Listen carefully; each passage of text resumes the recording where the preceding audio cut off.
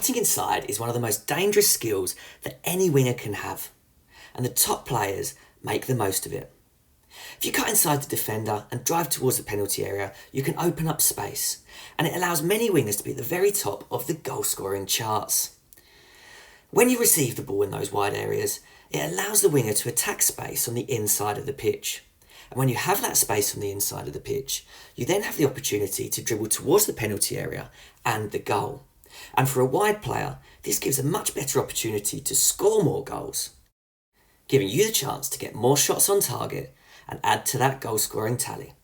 And today we're going to have a look at mastering the art of cutting inside, just like Liverpool's Mo Salah.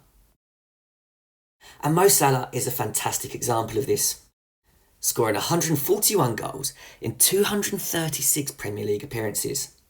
But it's really interesting because Salah plays on the right wing, and if you have a look, most of his goals, and the vast majority of his goals, come from his left foot.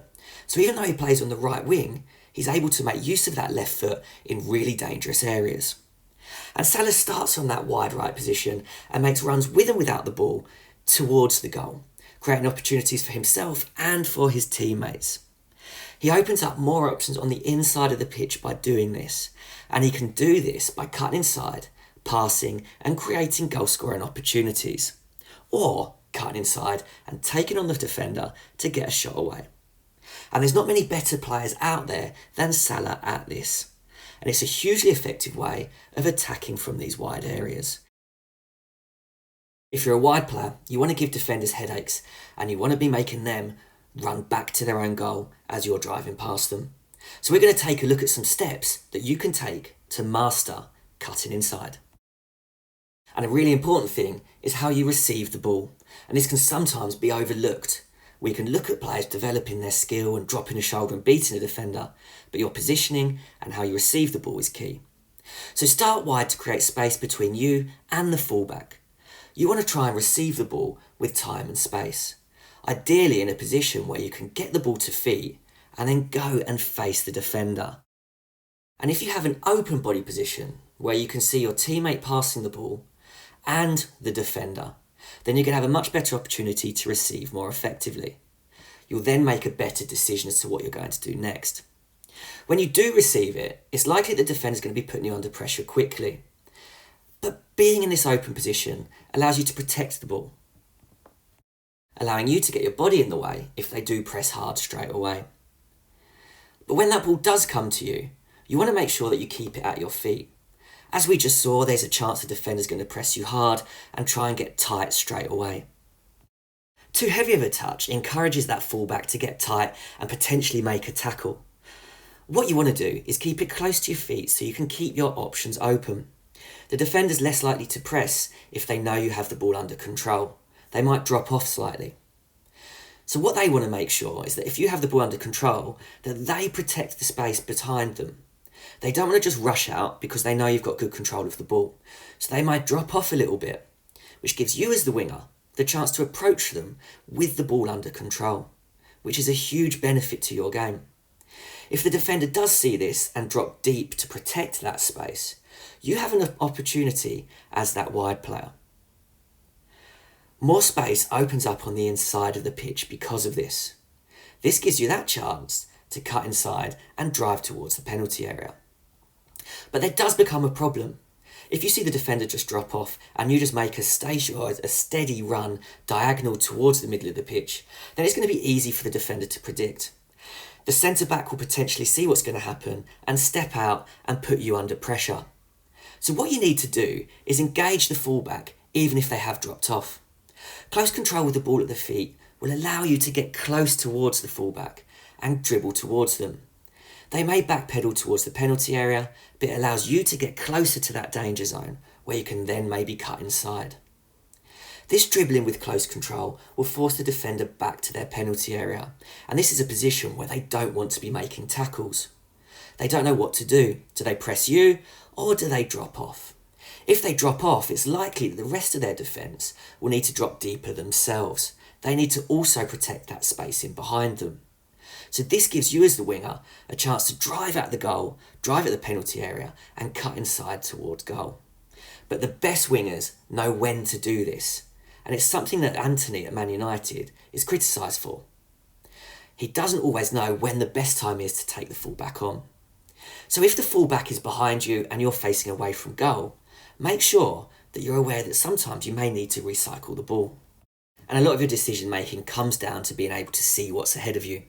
Receiving the ball in a position where you can see the defender is so important. And when you're in that position, you need to know when is the right time to take the fullback on. Just before you've received the pass, and then just after you receive the pass, you need to get your head up and see if you are being pressured. You may also need to look to see if there's other defensive cover coming across. If you do this, you have a better opportunity to make a better decision. You may find that the fullback and a second player step and press you immediately. If that's the case, there's no harm in recycling the ball, moving it back to someone else on your team to restart again, keeping possession for your team. But if you find you're in a situation where the fullback presses you hard, but the centre-back or a supporting midfielder has not stepped across, then this is your chance, and this is where you can make a good decision. If that fullback steps across, they leave space on the inside of them. The centre-back may not have covered, and the centre midfielder may not have dropped in either. If you see this space in between the fullback and the centre-back, then you should cut inside and drive into it aggressively. Look to get on the ball and take on that fullback. But you can also see this happen when overlapping runs take place. An overlapping run is when a fullback or a teammate runs around the outside of you to create a 2v1 situation, two attackers against the one defender. And as a winger, this will happen quite a number of times. The defender may overcompensate and step too wide, leaving space to attack. This space on the inside gives you a chance to drive in and take on the defender. If the centre-back is narrow, you can then go and drive at them and take them on in that final third in the penalty area. And realising this and making the right decision when you see it is what separates the best players from the good players. You made the decision to cut inside and take on the defender, but you've now got to execute it. And what you need to do is approach the defender facing them. Get your chest facing that defensive player. It then is harder to read. You might be able to drop your shoulder to look like you're going on the outside and then cut inside. And once you do that and you see the defender off balance, you need to change your pace and protect the ball, putting it on the foot furthest away from them so they can't get back at you.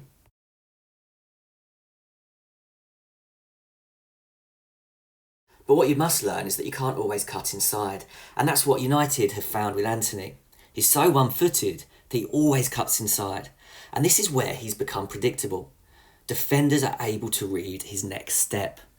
So if you get the ball in that wide position and always look to drive towards the goal, the defender will be able to read what's happening. They'll step inside to prevent the space between them and the centre-back, and then you'll find it difficult to go and affect the game. So you need to try and sometimes look to cut inside and get your shot away. But now and again, fool the defender by going on the outside of them and putting the ball on your weaker foot. This makes it much harder for the defender to read your next move, and at times it will give you a chance to shoot on your weaker foot across goal or potentially get a cross into the box.